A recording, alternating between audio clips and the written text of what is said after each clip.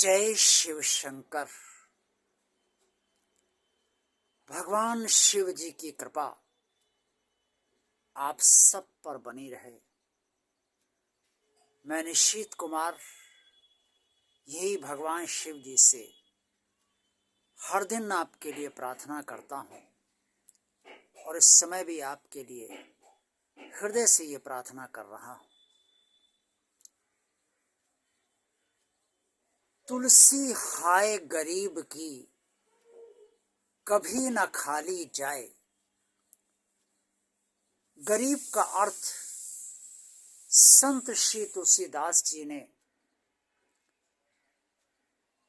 ये समझाया है कि जो असमर्थ है, असहाय है, दीनहीन है, वही गरीब है।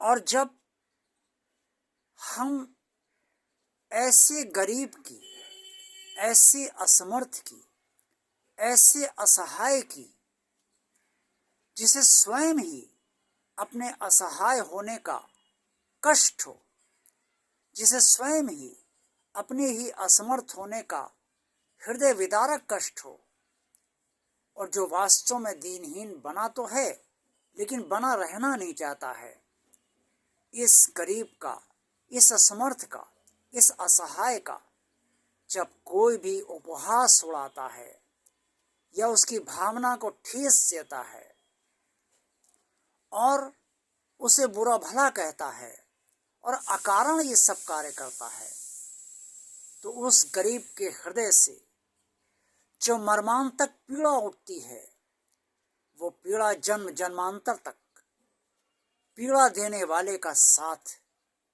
उसका बुरा फल बनकर उसे सताती रहती है, उसे परेशान करती रहती है और उसका भोग उससे कराती रहती है। श्राप में बहुत ही असर होता है। श्राप वो प्रभाव है जो जीवन रहते हुए किसी भी व्यक्ति का साथ नहीं छोड़ता और मृत्यु के साथ भी श्राप का फल अवश्य ही जाता है। ये शास्त्रों में भी वर्णित है। जरूरी नहीं है कि किसी ने श्राप अगर किसी को दिए हैं तो वो श्राप इसी जन्म में ही फल भोग के साथ समाप्त हो जाएंगे। हो सकता है कि वो श्राप इस जन्म में फल भोग उसका ना हो, लेकिन अगले जन्म में अवश्य होगा, क्योंकि फल भोग तो ईश्वर कराता है और ईश्वर का अपना निर्णय होता है कि उसे श्राप का फल कब, कहाँ, कैसे और किस जन्म में देना है। इस जन्म में देना है या नहीं, या अगले जन्म में देना है। इसलिए किसी को भी मर्मांतक पीड़ा उस समय तक नहीं पहुंचाई जानी चाहिए जब तक उसका वास्तव में कोई दोष ना हो। सिर्फ इसलिए कि वो कुछ है नहीं, उसकी कोई हैसियत नहीं है, उसका कोई वजूद नहीं है, वो असमर्थ है, और वो कर ही क्या लेगा कि अगर कुछ उससे हम बुरा भला कह भी देंगे, क्योंकि एक असमर्थ समर्थ से कभी भी जीत नहीं सकता है।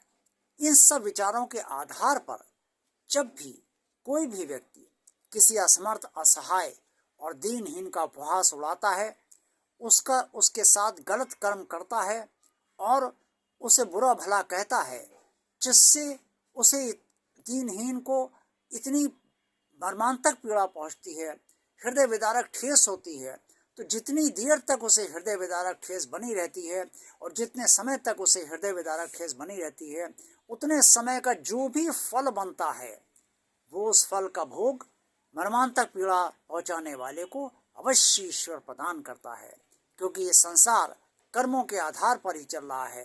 बुरे कर्म का बुरा फल और अच्छे कर्म का अच्छा फल। इसलिए किसी को भी मर्मांतक पीड़ा नहीं पहुंचाई जानी चाहिए। प्रयास निरंतर ये होना चाहिए कि जीवन में किसी भी असमर्थ, असहाय का हम उपहास ना उड़ाएं।